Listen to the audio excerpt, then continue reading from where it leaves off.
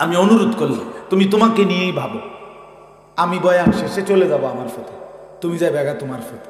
কেউ কারোর লাগে আটকায় না, কথা বোঝেন নাই আপনি? দুনিয়া পার হয়ে যাবে, আপনি আমার কথা শুনলেন না, আমারে বা কি আমনেরে বা কি, কথা বুঝছেন না, পাত্তা দিলেন না, তো ওইসি কি অসুবিধা কি? আমার পথে আমি যাবো গা, আমনের পথে আপনি যাইবেন গা, এটা তো আমরাও বুঝি। আমনের লেগা আমি আটকাইয়া নাই, আমার লেগা আমনেও কি নাই, আটকাইয়া নাই। কিন্তু আখেরা তো আটকায় যাবে, কবরে তো আটকাইয়া যাইবা। দুনিয়াতে আরে বন্ধু যদি শুধু কবর আখেরাতের টেনশন হইতো তাইলেও তো কথা ছিল, আচ্ছা সেটাও ভীষণ বিপদ। কিন্তু আমাদের তো দুনিয়াতেও শান্তি, স্বস্তি, নিরাপত্তা, বেঁচে থাকার অধিকার আল্লাহর কসম আমাদের ঈমান আমলের উপর। আমরা তো নইলে বাঁচবো না, আমরা তো বাঁচবো নইলে। 7 বছরের বাচ্চা কি অপরাধ করছে, সে কেন ঘর হারা?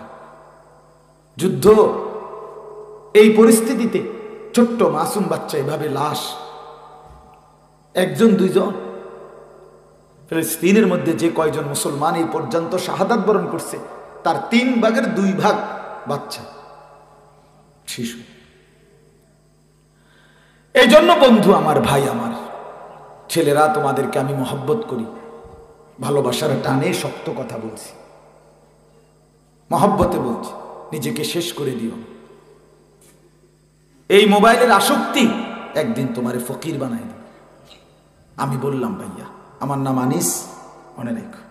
যদি কোনোদিন মনে পড়ে এই বন্ধুর কথা, হয়তো মনেও পড়বে আমার ছোটবেলার কত কথা, আমারও তো মনে পড়ে। আমি এখন ঘাটুরা বয়ান করছি, এখান থেকে এনে আসছি। তো ঘাটুরা আমি তো দারুল আরকামের ছাত্র, আপনারা জানেন না? তো আমি ঘাটুরায় 1 নম্বর গ্যাস ফিল্ডের লগে একটা ভাড়া বাড়িতে আমরা তখন পড়তাম। এই দারুল আরকাম মাদ্রাসা আগে ওইখানে ছিল, পরে এখন এখানে পুলিশ লাইনের এখানে আসছে। তা আমি ছোট্টবেলায় কত সেই 91 সালে বা 92 সালে আমি কুমিল্লা থেকে, কুমিল্লা ট্রান্সপোর্ট বাসে, কুমিল্লা সিলেটের বাসে আপনার মা আমারে 3 বাটি বা 4 বাটির মধ্যে গোশত আর অনেক কিছু বিভিন্ন আইটেমের মাছ টাছ গোশত রাইন্দা দিছে। আমি এটি নিয়ে আসছি মাদ্রাসায়। এই গাটুরা স্টেশনে যখন নামছি, নামতে গিয়ে আমি ছোট মানুষ, আমার হাতের টিফিন কারির বাটিটা পড়ে গেছে হাতের, বইরা সবটি তরকারি সিটটা গেছে রাস্তা। আমি মনে হয়, আমার মনে আছে এখনো, সারাটার দিন, সারাটা রাত পর্যন্ত কাঁদছি যে আরে আমার মা এত যত্ন করে আমার লাগে তরকারি ডাইন্দা দিছি, আমার সবটি তরকারি পড়ে গেছে। আমি শুধু খালি বাটিটা নিয়ে মাদ্রাসায় ঢুকছি। তো মনে করেন সেই ছোট্টবেলার কথা আমার এখনো মনে পড়ে, ভুলে যাওয়ার সুযোগ নাই বন্ধু।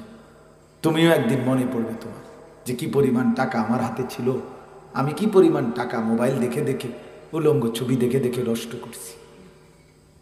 আমি বললাম ও চিরেই বাবা, তোমাদের হায়াত যদি বাড়ে, আল্লাহ চাহে তো আগামী 10 বছর বাঁচলে তোমরাও অনেকে বিয়ে করবে, তোমাদের স্ত্রী হবে, তোমাদের সন্তান হবে, আল্লাহ দিলে সেদিন সংসার তোমার কাঁধে উঠবে। তখন তুমি বুঝবা টাকা কত দরকার, টাকা কত দরকার। অভাব দেখতে হবে ভাইয়া আমাদের সামনে। আমরা যদি ঈমান আমলের উপরে না উঠি, আমাদের সামনে দুর্ভিক্ষ অপেক্ষা করছে, অভাব সারা পৃথিবী ব্যাপী, সারা পৃথিবী। আল্লাহ রাসূল সাল্লাল্লাহু আলাইহি সাল্লাম বলেছেন দাজ্জাল আসার আগে 3 বছর দুর্ভিক্ষ থাকবে, নবীজি বলছেন। 3য় বছর একটি ফোঁটা বৃষ্টি পড়বে না, একটা ফসল জমিন থেকে উঠবে না, খোদার কসম, এটা হাদিস। আল্লাহর নবী সাল্লাল্লাহু আলাইহি সাল্লাম বলছেন। এরপরে দাজ্জাল বের হবে। দাজ্জালের কাছে আল্লাহ রাসূল বলছে পানি থাকবে, গোশত থাকবে, রুটির পাহাড় থাকবে। দাজ্জাল এবং তার বাহিনীরা বলবে যা লাগে রুটি, গোশত, পানি নাও, শুধু তাকে খোদা মেনে না। কোটি কোটি মুসলমান কসম শুধু এক রুটি আর গোশতের জন্য নিজের ঈমান বিক্রি করে দাজ্জালকে খোদা মেনে নিয়ে নেবে। কারণ কল্পনা করেন 15 দিন ধরে যার ঘরে খাবার নাই, তার বিবি বাচ্চা নিয়া, আমার 4টা সন্তান, আমার 2টা মেয়ে 2টা ছেলে, আমার 2 বছরের একটা মেয়ে আছে, 7 বছরের একটা ছেলে আছে।